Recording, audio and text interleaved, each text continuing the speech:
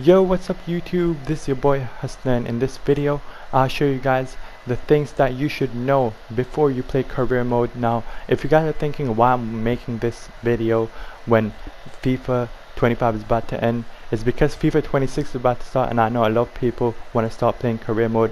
I myself do not play career mode as much as I do Ultimate Team right now, but before I used to rock career mode. So yeah, let me tell you guys the things you should know. So let me tell y'all, bro, and be sure to hit the like and subscribe, everyone. Let's get to 1,000 subscribers. Join the community. If you haven't subscribed, hit the subscribe right now, please, and thank you.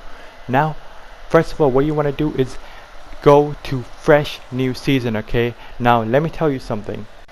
If this is your first ever save, try picking your favorite team, okay? Or the team that you know about the most, because EA makes player stats realistic.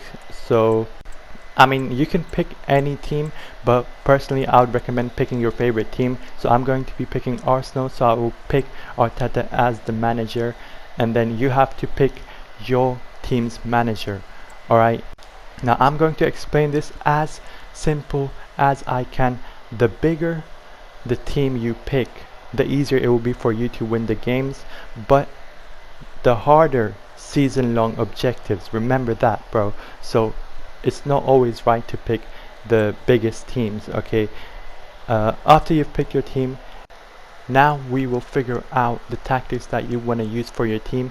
Since FIFA uses real life tactics for all the teams, the default ones are usually better for your team, because that's the tactics that the team uses in real life. But this is a game, so you can go and check all your players in status and see what players you got. If you have, let's say, if you have more than 2 good center backs, you should probably start with a formation with 3 defenders. But if you're weak in defense, then try filling up with as many midfielders as you can and as less defenders as you can. So this could be 4-2-3-1, which has 5 midfielders, 4 defenders and 2 strikers. I assume you lot would know this, but for ones who don't, wingers are really common at the back 4, while the back 3 can use wide center backs or attacking midfielders. Wing backs and wingers are mostly used for pressing, whilst full backs and wide midfielders are better for possession. Now, by looking at who y'all got, you can go with 4-4-2 or 3-5-2 or 3-4-3. I don't even know, whichever you feel that you play the best with. So now if we go here, and we can see that you will have some younger players who aren't as good as your strongest team, but this is what career mode is for. These are literally the most useful in this mode. These youngest, I'm talking about these young players who aren't as good. These are literally the most useful. Now listen, every player has a set of potential. This could be in the 60s or 90s, but the better you perform when you use them, the better they actually become. Like literally there is no limit. And this feature is called dynamic potential. So if you find a young player that you enjoy using or feel like they have a good potential, you can make them better than the goats of the game, like Ronaldo, Henry, and all of them. Like obviously not IRL, but like in-game stats wise. Or you can also compare them for Ballon d'Or with Haaland and Mbappe and players like that. You have to think 1 or 2 seasons ahead of where you are, and I know career mode sweats will agree before you even advance the first day. Decide what your goals are going to be. Now there is something called Road to Glory. This is a save that starts in a lower league, usually like Germany or England. The main goal in this is to play in the first division. You can change this later, but the main purpose for this is to move around the world to manage different clubs.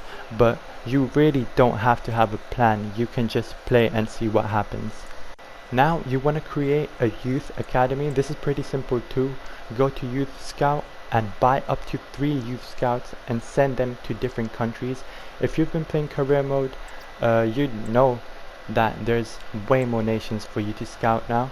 Just know this is about the scouts. Having a high judgment rating will bring back better players, whilst having a high experience rating will bring back more players. If you want the best potential out of your players, try hiring the best coaches, because with enough 5-star coaches, young players will get the highest development boost. The bar in the development boost shows how long it will take for a player to improve by 1 overall. They can grow by 8 to 12, alright? Remember, they can grow by 8 to 12 overall per year if you're getting everything right. Now, mind this, if you want your players to grow even faster, give the younger players a lot of game time, okay? If they are in good form, they improve faster because they get the boost. If you want your team to be better in the future, try bringing weaker players instead of your strongest players, just so that the weaker players can also get stronger.